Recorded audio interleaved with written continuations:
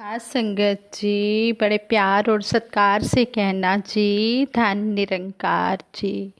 सतगुरु माता जी की असीम कृपा से दासी आप जी के चरणों में ये विचार रखने जा रही है।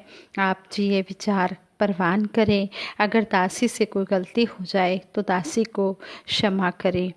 कहते हैं मनुष्य आदि काल से ही किसी न किसी की संगत में रहना पसंद करता है।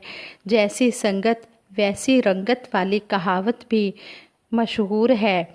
जैसा कि कबीर दास जी ने भी लिखा है, जे कबीर मन पंछी भया उड़ उड़ दह दिश जाए, जो जैसी संगत करे तैसो ही फल खाए। जो जीव जैसी संगत करता है वैसा ही बन जाता है।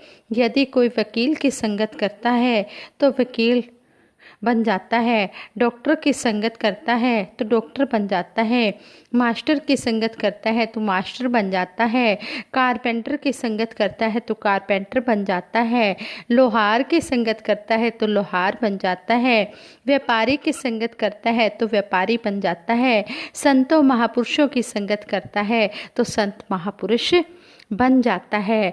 जो कुछ कोई स्वयं होता है वही कुछ वह दूसरे को भी बना सकता है। जैसे सतगुरु के बारे में भी कहा है, आप मुखत मुखत करे संसार, नानक तिस जन को सदा नमस्कार। ये सतगुरु आप मुक्त होता है और सारे संसार को भी मुक्त करने के लिए संसार में इंसानी चोला लेकर आता है।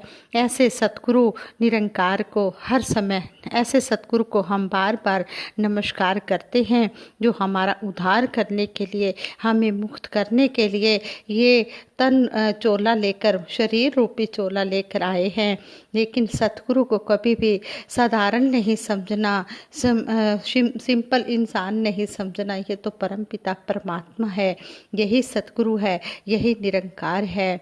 सतगुरु और निरंकार में कोई भी फर्क नहीं होता। सतगुरु साकार रूप में होता है और निरंकार निराकार रूप में होता है। ये है एक ही नाम, दोनों के नाम जो है सतगुरु निरंकार एक ही हैं। कहते हैं जिस आत्मा ने अपने निज स्वरूप इस निरंकार की पहचान कर ली है वह मुक्त हो गई है। उससे मिलकर हम भी मुक्त हो सकते हैं। किससे? इस सतगुरु निरंकार से। पहले ये उस था, लेकिन जब हमें सतगुरु ने निरंकार दिखाया तो ये बिल्कुल हमारे नज़दीक हो गया, ये हमारी श्वास नली से भी नज़दीक हो गया। तो हम यही कहेंगे कि इससे मिलकर हम भी मुक्त हो गए हैं। इसके लिए पूर्ण विवेक की जन सतगुरु की आवश्यकता होती है और हमें ऐसे ही पूर्ण सतगुरु माता सुदीक्षा जी महाराज वर्तमान में मिले हैं, जिनकी कृपा द्वारा निसंकोच हम कह सकते हैं कि हम मुक्त हो चुके हैं। आज सतगुरु निरंकार की कृपा का कोई भी पारावार नहीं है। संसार के कोने कोने में इसके ज्ञान का डंका बज रहा है, परंतु इस अमूल्य वस्तु को इसी प्रकार अंत श्वासों तक ऐसे ही संभाले रखें। सतगुरु की अपनी ही दयालुता हो तब ही यह हो सकता है। कहते हैं कि अब भी जब ये इंटरनेशनल समागम ऑस्ट्रेलिया मेलबोर्न का, न्यूजीलैंड का हो रहा था, तो वहाँ के भी महात्मा तुली जी कह रहे थे, कहते हैं कि सतगुरु माता सुदीक्षा जी महाराज ने तो हर घर को सत्संग भवन बनाकर रख दिया है। कितनी सतगुरु की हम पर अपार कृपा है। कहने लगे कि जब ये कोरोना काल शुरू हुआ तो हम सब यही सोचने लगे कि अब क्या होगा, हम कैसे सेवा सिमरन सत्संग का आनंद लेंगे। लेकिन सतगुरु ने देखो हमें ऐसे समय में भी ये वर्चुअल ही सही हमें समागम तो बख्शी है। हमें सतगुरु की रहमतें मिल रही हैं, संतों महापुरुषों के दर्शन हो रहे हैं, सतगुरु के एक सप्ताह में 3-3 बार दर्शन हो रहे हैं। तो ये सतगुरु की दयालुता ही है। ये सतगुरु तो बड़ा दयालु है, बड़ा कृपालु है। ये हर समय अपने बच्चों को खुश रखता है। लेकिन हमारा भी फर्ज बनता है कि हमें भी सतगुरु जैसे समझा रहे हैं, हम भी सतगुरु की बात को मानकर चलते जाएं। जैसे सतगुरु माता सुदीक्षा जी महाराज ने जो ये 24 सितंबर को इंटरनेशनल समागम न्यूजीलैंड ऑस्ट्रेलिया मेलबोर्न का हुआ, उसमें सतगुरु माता सुदीक्षा जी महाराज ने समझाया कि जैसे कोई डॉक्टर के पास मेडिसिन लेने, दवाई लेने जाता है, तो डॉक्टर उसे जो भी परहेज करने को कहता है, वो अपने स्वास्थ्य को बचाने के लिए, अपने आप को स्वस्थ रखने के लिए वो अपनी अच्छी से अच्छी, अपनी जो भी उसकी मनपसंद वस्तु होती है खाने की, उसे भी छोड़ देता है, तो अपने आप को स्वस्थ रखने के लिए। इसी तरह सतगुरु सच्चे पातशाह हमें यहाँ समझा रहे हैं कि हमने भी अपने तन को तो स्वस्थ रख लिया, लेकिन हमने अपने मन को भी स्वस्थ रखना है।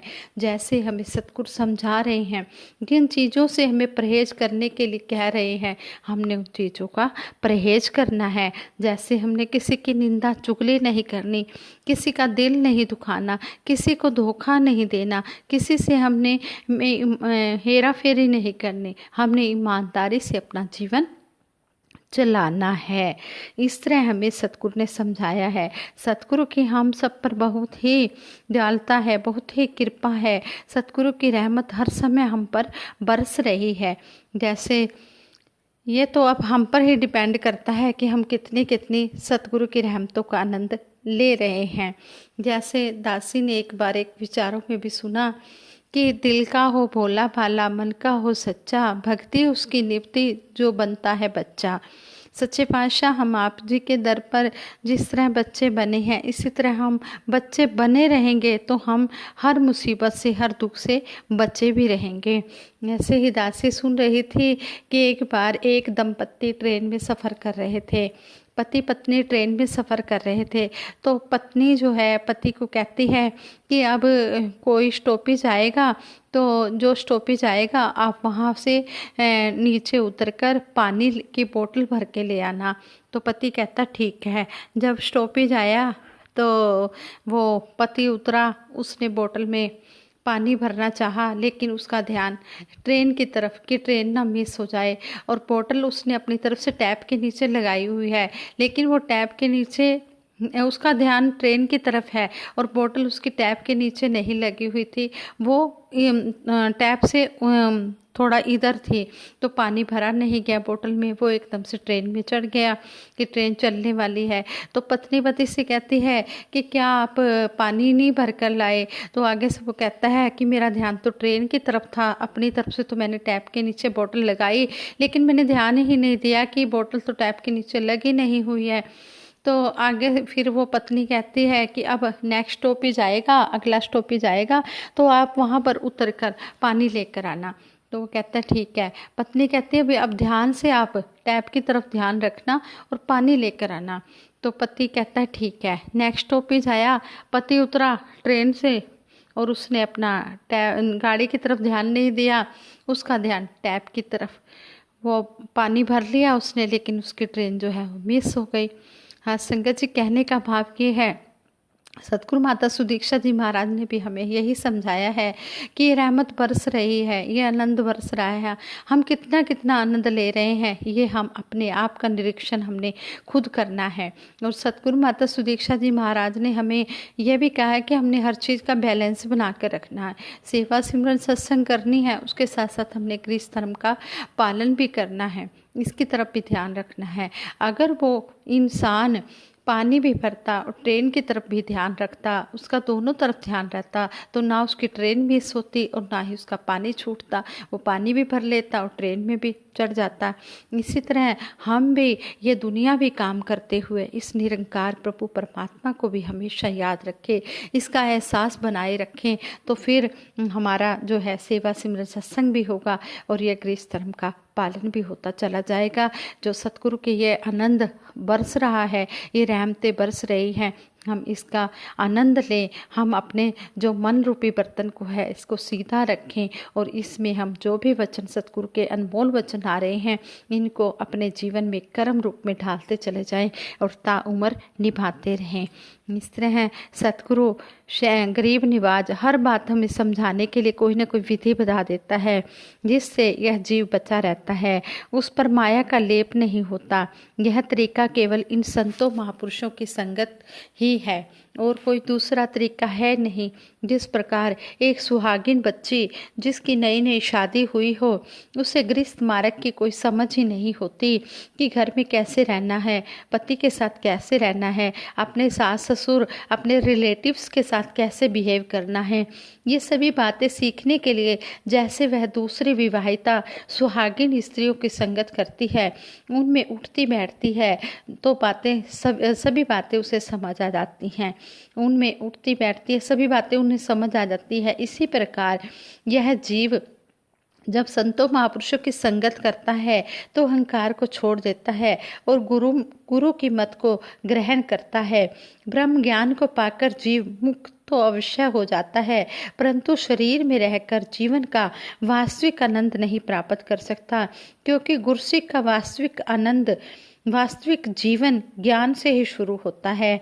जैसे कहा है, गुरु सेवा ते भगत कमाई, तब है मानुष तन पाई। आज संगत करने से ही मन की यह बात ध्यान में आती है कि शरीर से सतगुरु या साथ संगत की सेवा भी करनी चाहिए। जब इसका ध्यान सेवा की ओर चलता है तो परोपकारी गुरुमुख या सतगुरु कोई न कोई सेवा सौंप देते हैं। यदि इसे दातार की रहमत समझकर संभालते हैं तो जीवन में हमेशा आनंद ही आनंद, खुशियां ही खुशियां आती हैं। ऐसे ही भगत कोटुमल जी ने एक बार अपने विचारों में भी बताया, कहने लगे कि दास पहले संगत में कभी कभी आया करता था, तो एक दिन एक परोपकारी महापुरुष ने दास को धन निरंकार करते हुए केवल इतना कहा कि आप संगत में डेली आया करो, हर रोज आया करो। सतगुरु की रहमत से हृदय ने दिल में यह बात बैठ गई, मन में यह बात बैठ गई और सोचा कि यह गुरुमुख मुझे ही ऐसी बात कह रहे हैं और किसी को तो नहीं कहा, जबकि और भी काफ़ी संगत आई हुई है। यह तो इनकी मुझ पर अपार कृपा है। तो भगत कोटुमल जी कहते हैं, उस दिन से मैं डेली संगत में आने लगा। इसी प्रकार परम पूज्य भगत रामचंद्र जी ने पकड़कर सेवा पर लगा लिया। जैसे वे कहते मैं करता गया। दिल में ध्यान आता कि ये तो परोपकारी महापुरुष हैं, काफ़ी समय से इस मार्ग पर लगे हुए हैं और सतगुरु के साजे निवाजे हैं, इन्हें तो काफ़ी समझ है और वे जो कहें उसे मान लेने में ही लाभ है। सतगुरु की सेवा गाखड़े, सुखी होवन सुख सार, ऐथे मिलन वटियाहियाँ, दरगाह मुख द्वार। इस सतगुरु के ज्ञान की क्या क्या उपमा की जाए, जिसने यह निरंकार प्रभु अंग संग दिखाकर डर फिक्र चिंता सब दूर कर दी है, यहाँ तक कि जन्म मरण के बंधन से भी मुक्त कर दिया है। अब तो संसार में निर्भय जीवन व्यतीत होता है, परंतु भय बिन भगत ना होई राम। सतगुरु की सेवा सतगुरु के भय के बिना नहीं होती। जैसे एक बच्चा टीचर से डरे ही ना तो वह पढ़ नहीं सकता। यदि एक क्लर्क को ऑफिसर का डर ना हो तो काम चल ही नहीं सकता। इसी प्रकार सतगुरु के भय के बिना सेवा भी नहीं हो सकती। सेवा कबूल भी वही है जो सतगुरु की आज्ञा अनुसार और इसके भय में की जाए। चाहे कितना भी अच्छा काम क्यों ना कर ले, लेकिन मन में डर हो कि ना जाने तुम्हें यह काम स्वीकार है या नहीं, क्योंकि जीव तो गलतियों का पुतला है। कदम कदम पर कई गलतियां करता है, कहीं भूले करता है, परंतु दातार तुम दयालु हो, बख्शनहारे हो, क्षमा कर देते हो। ऐसे शुद्ध भाव हृदय में भय के साथ प्यार और उत्साह भी सतगुरु के प्रति वैसा ही रहे, वरना ये मन जो है ये आलस में आकर सेवा में संकोच कर जाता है। जैसे एक स्त्री अपने पति से बहुत प्रेम करती है, परंतु साथ ही डरती भी रहती है कि कहीं मेरे किसी कर्म पर मेरा पति नाराज ना हो जाए, मेरा पति हमेशा मुझसे खुश रहे। इसी प्रकार गुरु और कुर्सी का खेल है। ऊपर जो लिखा गया है वह तो एक सांसारिक प्रमाण है, गलत भी हो सकता है, परंतु गुरु और कुर्सी के प्यार में अंतर नहीं आ सकता है। कहा गया है, चरण शरण गुरु एक पैंडा जाए चल, ताही सतगुरु कोटि पैंडा आगे होए लेत है। भावनी भगत भाए कोटि अगर भाग राख, ताही सतगुरु सर्व निधान दान देत है।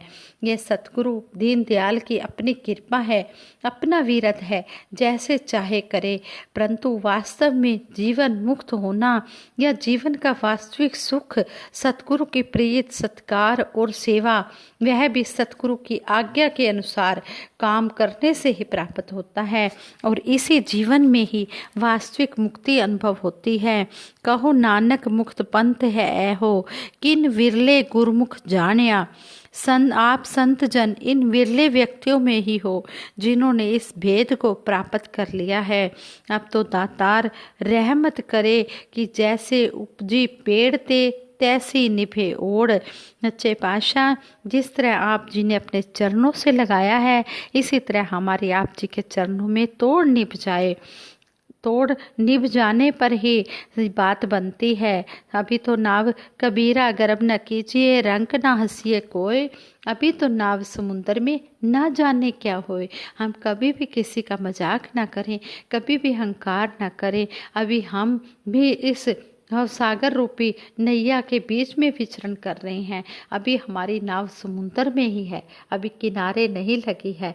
पता नहीं किनारे लगने तक हमारे साथ क्या क्या हो सकता है। इसलिए हम कभी भी भूल कर भी महापुरुषों का, किसी का भी मजाक ना उड़ाएं, किसी का भी निरादर ना करें। सबका हम आदर करें, सबको हम प्यार दें, दुख सुख में सभी के काम आएं। जिसको जब भी किसी है सहायता की ज़रूरत है, हम उसकी सहायता करें। यही हमें सतगुरु सिखाता है। संगत जी, दासी से ये विचार करते हुए कई प्रकार की गलतियां हुई होंगी, आप जी क्षमा कर देना। दासी सबके सुखों की कामना करते हुए सिमरन करवाएगी। सभी ने मिलकर सिमरन में साथ देना है। तू ही निरंकार मैं तेरी शरण हाँ, मैनू बख्श लो। तू ही निरंकार मैं तेरी शरण हाँ, मैनू बख्श लो। तू ही निरंकार मैं तेरी शरण हाँ, मैनू बख्श लो। बोलिए सतगुरु माता सुदीक्षा सविंदर हरदेव जी महाराज की जय। निरंकारी राज माता गुरु बचन अवतार की जय। हाँ संगत जी, बड़े प्रेम से कहना धन निरंकार जी।